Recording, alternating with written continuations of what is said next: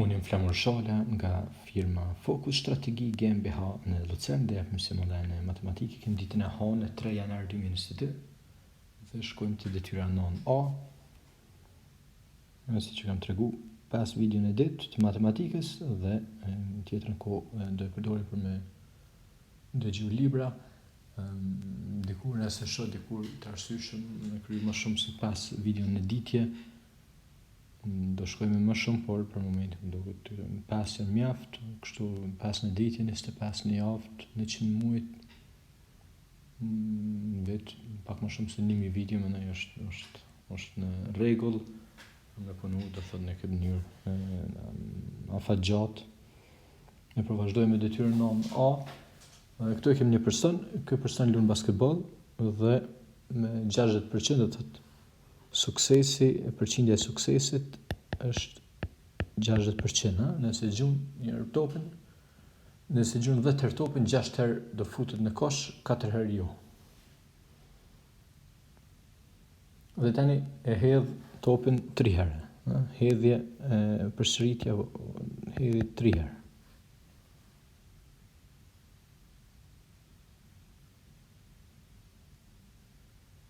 Dhe kërkohet këtu që të krijohet një pemë e probabilitetit thirret kjo. Pemë e probabilitetit duket kështu. Hedhja e parë, këtu hedhja e parë. Po e thrasim këtu heni. Hedhja e parë është e gjun topin, e hedh topin dhe me një probabilitet për 60%, të 60% është parazi me 60 herë 1 pjesëtu për 100, kjo është përqindja për 100, kjo rishkruhet kështu, 60 pjesëtu për 100, dhe kjo është 6 herë 10, pjesëtu për 10 herë 10, 10 dhe 10 largohet, dhe 6 pjesëtu për 10 është barazi me 0.6.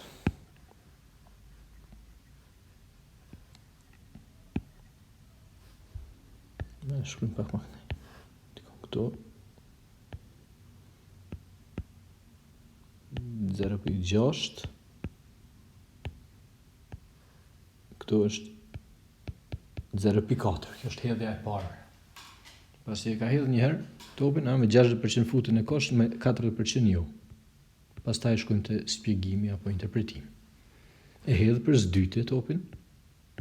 Do të thënë, nyja e parë është, po hedhë topin, nuk e dim ende rezultatin. Nyja është aty ku bashkohen këtu.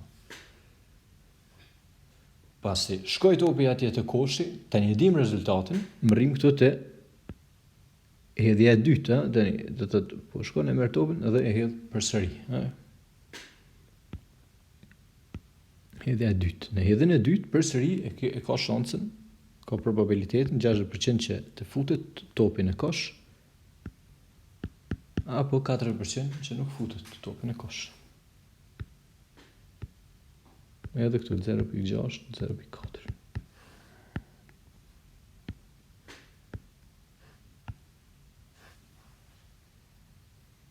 Dhe tani ndodhi, e hedhë topin, futet në kosh. E hedhë dherë, futet në kosh.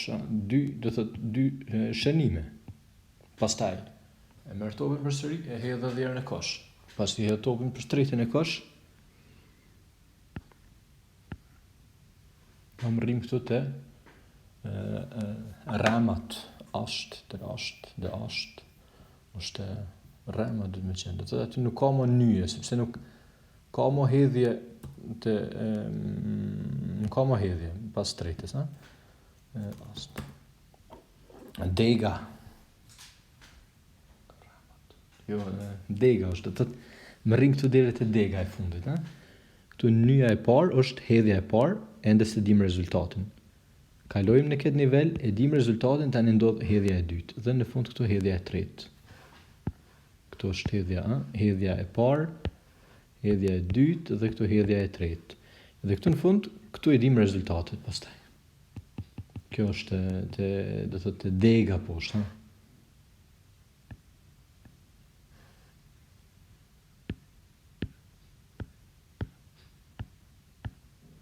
Edhe këtu shkruajmë probabilitetin 0.6, 0.4. 0.6, 0.4. 0.6, 0.4. 0.6, 0.4. Këto janë ato farë do thotë. Këtu kemi këto nyjet. Knotepunkt. Knoten. Ajo është nyje. Edhe e kemi dekt. Dhe më thënë, të gjitha janë dek këtu, nga këtu nalë, si një pemë. Dhe, por këtu në fund, nuk ka më nyje. Kjo është thjesht deg pa nyje. E aty lexohet pastaj, do thotë, suksesi ati rrugtimi. Apo shkojmë shkurtimisht të interpretimi i kësaj pjese dhe pastaj kryet ky leksion edhe matematika për sot. Mirë, do më thonë, po he topi njerë me 60% futet topin e kosh. Që të futet për s'dytin e kosh, edhe 60%. Edhe për streti, edhe 60%. Kalkulohet pastaj kështu 0.6 herë 0.6 herë 0.6.